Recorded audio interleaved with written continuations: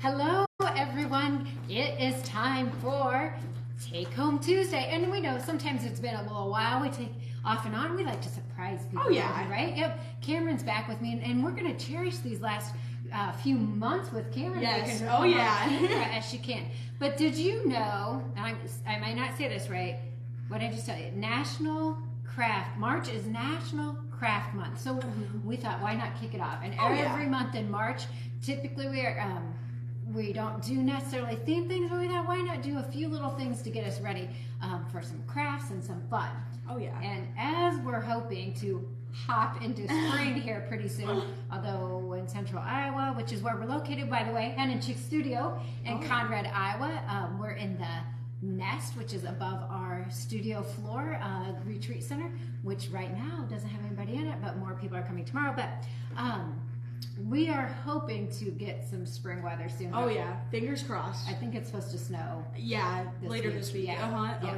But so to kick off National Craft Month, we thought let's do something fun to get us into the spring mood. So simple little project. Again, we like all things creative, not always using fabric. Sometimes it's recipes, sometimes it's painting, which we have some of that coming up too this month.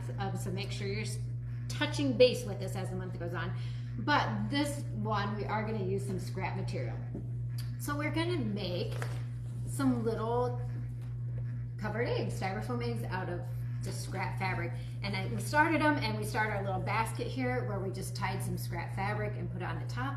Maybe you're getting your Easter decorations out. So we got a couple ideas for that.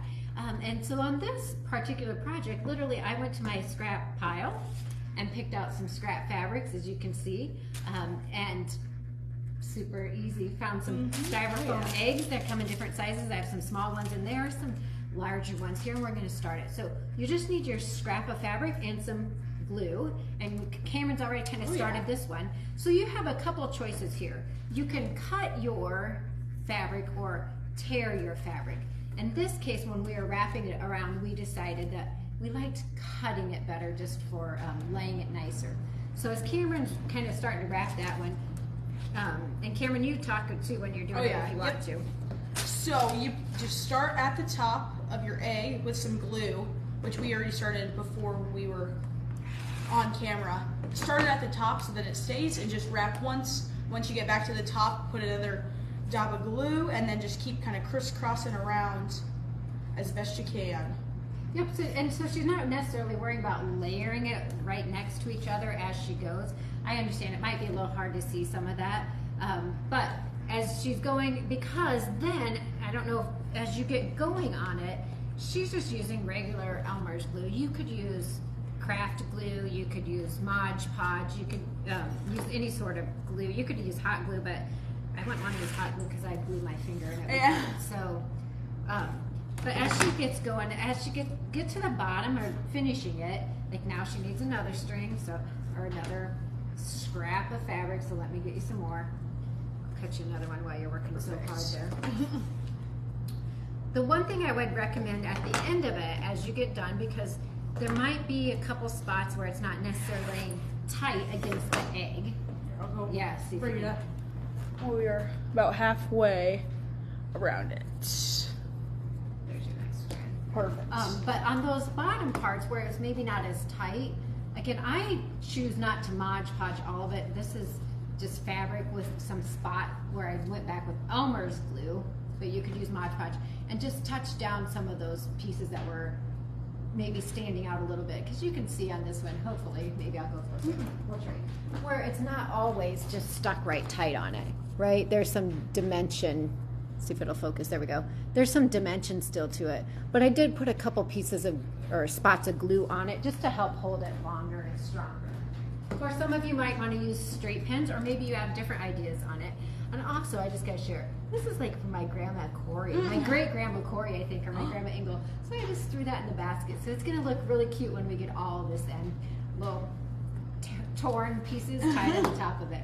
Another little idea we had, because we like to do things that are kind of fun and bring some spring spirit, it's super simple. Just took some plastic eggs.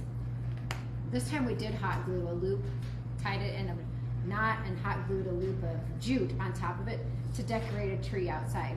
And Cameron and I were talking about this a little bit before. We did this with something one other time, and go out and decorate something like in your yard, or if you're by a trail, something like that, just to bring a smile to people's faces, especially around here where we might get snow. It'd be really cute to see some Easter eggs just randomly hanging on a little tree. Bring some smiles. So what are you doing for National Craft Month, or did you even know it was National Craft Month? Maybe you didn't, so now you can start thinking, what little craft would you like to share with us at Hen and Chicks Studio? Hop on over, if you're not a part of it, to our creative community on Facebook, because that'd be a great place to post what your crafts that you are doing for the month of March. If you have any questions, comments, concerns, of course, you can always reach us at Hen and Chicks Studio here in Conrad, Iowa. We love to inspire you. We like to make you smile, and hopefully we bring some joy to your day and encourage you to do something creative. So until next Tuesday, you go find something that you can make and be crafty in the month of March. Oh yeah. We'll see you next time. Have a great day.